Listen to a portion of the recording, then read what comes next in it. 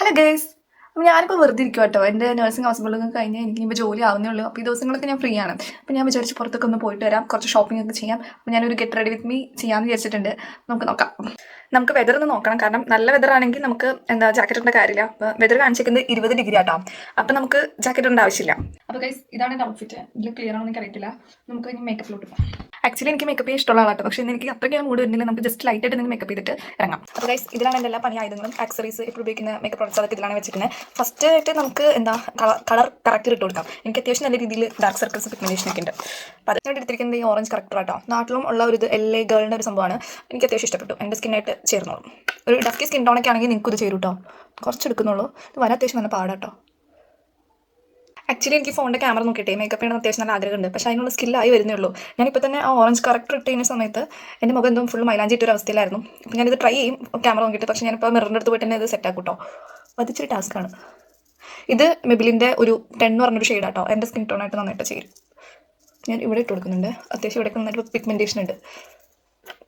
Next വന്നിട്ടുള്ളൊരു സംഭവമാണ് eyeliner. ഇതിൽ ഞാൻ ഉറങ്ങിയ ഒരു ഫീലിൽ എനിക്ക് തന്നെ തോന്നിട്ട് തന്നെ കാണുമ്പോൾ എൻ്റെ ലൈഫിൽ ഏറ്റവും കൂടുതൽ ഒരു ബ്രാൻഡ് സംഭവം ഉപയോഗിച്ചിട്ടുണ്ടെങ്കിൽ ഡാസ്ലറിൻ്റെ ഈ ഐലിനർ ആട്ടോ.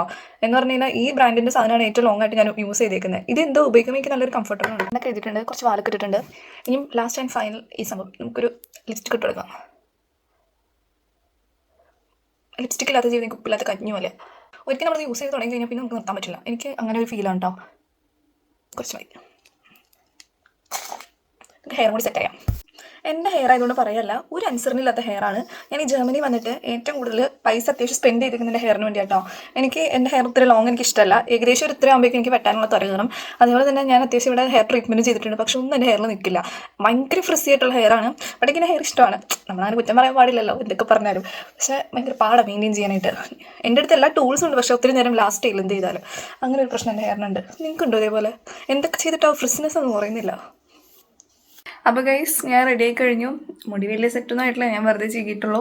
അപ്പം നമുക്ക് എൻ്റെ ബാഗ് കൂടി എടുത്തിട്ട് പോവാം. ജർമ്മനിയിൽ നമ്മൾ പുറത്തോട്ട് ഇറങ്ങുമ്പോൾ എന്തെടുക്കാൻ പറഞ്ഞാൽ താക്കോൽ എടുക്കാൻ മറക്കരുത്, കാരണം നല്ല പണിയായിരിക്കും.